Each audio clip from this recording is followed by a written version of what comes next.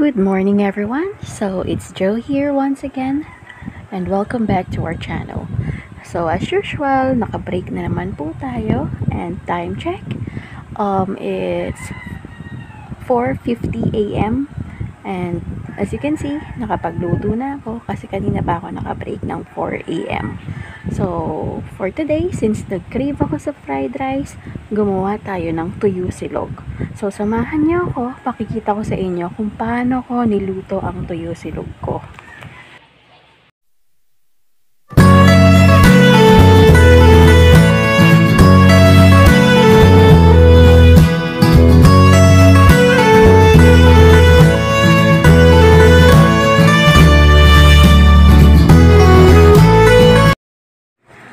So, yan, magluluto po tayo ng fried rice at ito ang ating ingredients.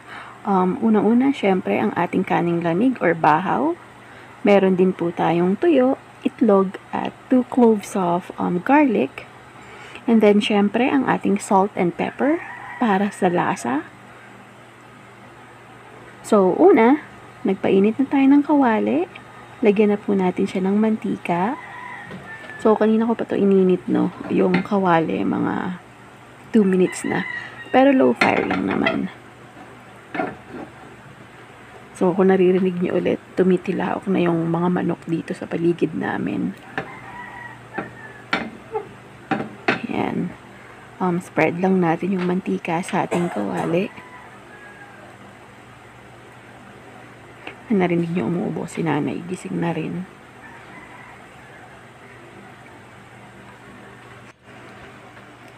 Yan. So, tapos, prituhin na natin yung ating itlog. Sunny side up lang yung gusto ko. Well, gusto ko rin talaga ng parang scrambled egg. Pero today, bet kong mag sunny side up. Kaso ang pangit, nag-spread out agad siya. So, I doubt na mapaperfect ko itong sunny side up. Ang hirap na hirap ako i-sunny side up yung egg pag piniprito. Kaya minsan ang ginagawa ko, poached egg na lang. So, papakulo ka lang ng tubig. And then, pagkakulo, lalagay mo na yung itlog.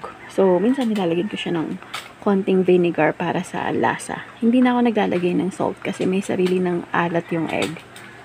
So, I keep it that way. So, hindi na ako talaga naglalagay ng asin. But then again, it's your option kung lagyan nyo ng asin or ng pepper yung egg niyo. Yan. So, bakit ng egg? Durog. Pero carry lang yan. Itlog is life.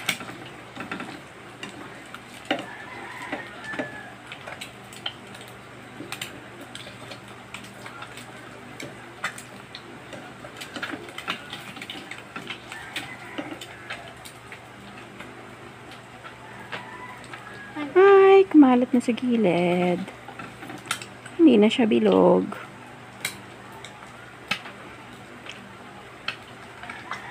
Ayan, hanggang dyan ka na lang. Huwag ka nang kumalat pa. So, sorry sa boses ko ha. Medyo, paos-paos today. Ayan, balik na rin natin ng konti. Since durog naman na rin yung yellow ng egg or kung tawagin nga ng iba, pula ng itlog, balik na rin natin na. Ayan. So, saglit lang natin siyang lutuin yung kabilang side. And then, set aside din natin yung ating itlog.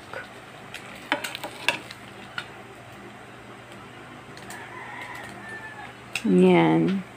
Tapos, clear off lang natin to. Yan. So, same kawali. Para hindi na since same lasa lang din naman. Ito, lagay tayo ng margarine. So, instead of oil, I preferred cooking my fried rice using margarine or butter.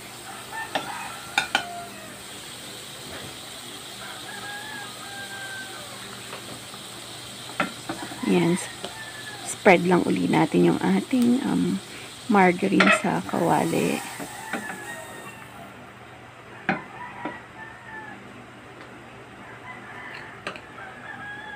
Then, lagay na natin yung ating garlic. Yung iba, no, naglalagay ng sibuyas sa fried rice nila. Pero ako, mas preferred ko lang ng garlic. Hindi rin ako masyadong fan talaga ng sibuyas. Yan. So, saute lang natin to hanggang sa maging golden brown ang ating bawang.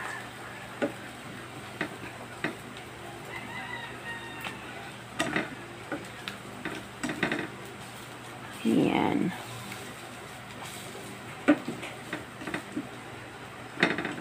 Bango.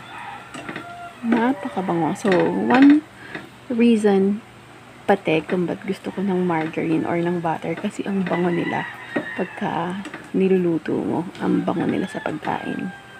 Nila, ginawang tao yung margarine at butter, no? Parang silugaw.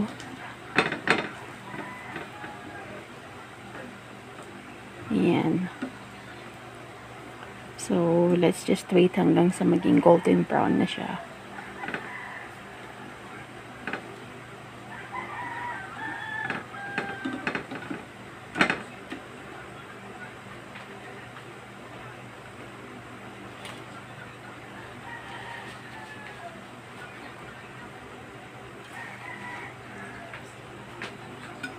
Ayan. So, yung half, kunin natin, tabi natin. Ito yung gagamitin natin para sa toppings sa ating fried rice mamaya. Pag nag-plating na tayo.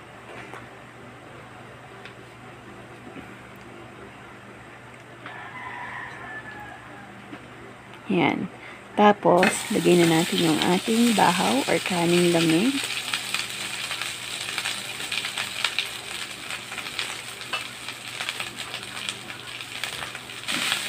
Ayan. So, medyo ang tawag dito, i-flat natin yung ating kanin. Yan, para ma-absorb niya yung init. Tapos, ano niya yung lasa ng ating margarine at ng bawang. Ayan. So, hinalo ko na siya, no. Nakalimutan ko, bigla akong naano pala yung camera. Hindi ko napansin, nag-off pala yung video niya. Yan. Pero baliktad ko na yung kanin, nahalo ko na siya. So, yun. Continue mixing mixing the rice para makombine yung ingredients. So, yung ating margarine at yung lasa ng bawang sa ating kanin. Yan. Napakabango. Tsaka isa pa, kasi hindi siya masyadong oily, kaya margarine din ang nilalagay ko or butter. Tapos konti lang nun para ayoko rin kasi na masyadong oily yung kanin ko or yung sinangag ko.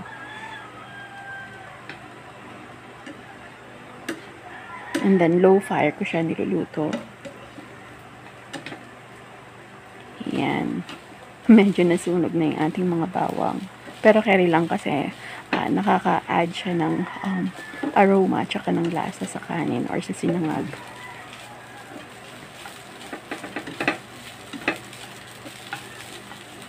Ayan. So, halu-haluin lang natin and then lagay na natin ang ating salt and pepper. So, as you can see, hindi ako gumagamit ng ibang seasoning like magic sarap or isa yung panggisa. Kasi mas gusto ko rin siyang natural lang yung lasa niya. Same thing dun sa egg, diba? Ayoko nang may asin kasi parang meron siyang natural na lasa sa kanya na ayokong mawala. Parang ang gulo ko dun, mawala. Ayan. Luto ng ating kanin. Well, luto naman na talaga yung kanin kasi kaning lamig to or leftover rice nung dinner. Inaano lang natin para mapantay yung init at saka mapantay yung lasa sa kanya.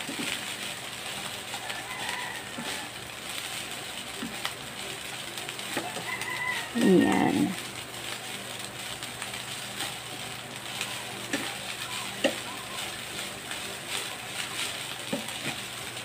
So, parang gusto kong pumayat pero hindi ko magawa. Gusto ko mag-diet pero hindi ko magawa. Kasi luto ako ng luto. Ayan lang yung sa pagiging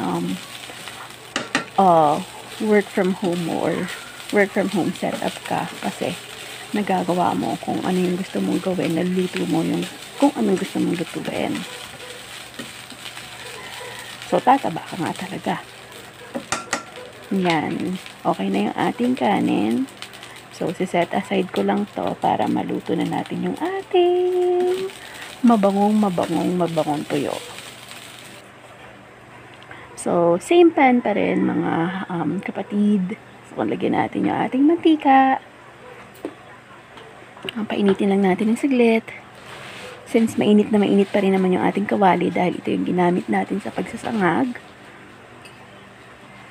Yan.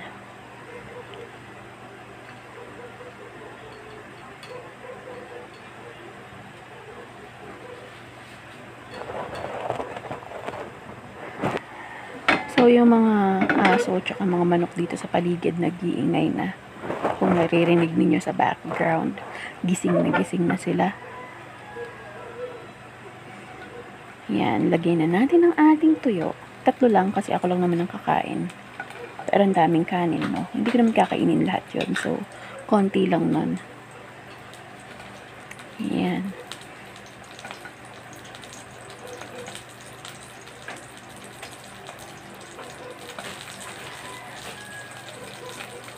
Bango. So, antayin lang natin maluto yung tuyo.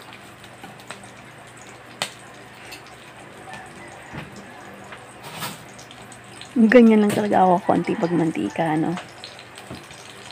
So, kung napapansin niyo sa ibang niluluto ko rin, hindi ako ganun karaming mantika unless cook si Marlon yung magluto. Medyo maraming mantika.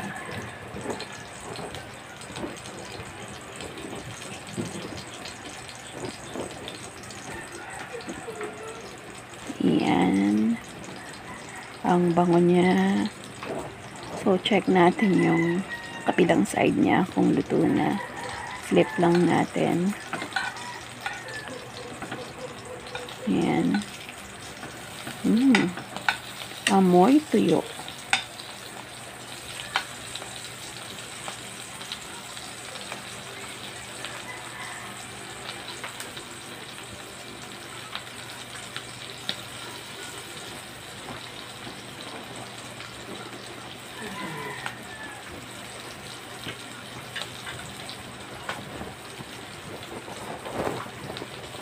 So, again guys, no, since tumataas yung cases dito sa atin, mag-iingat tayong lahat, huwag na tayong gala ng gala. And then, as much as possible, let's stay at home.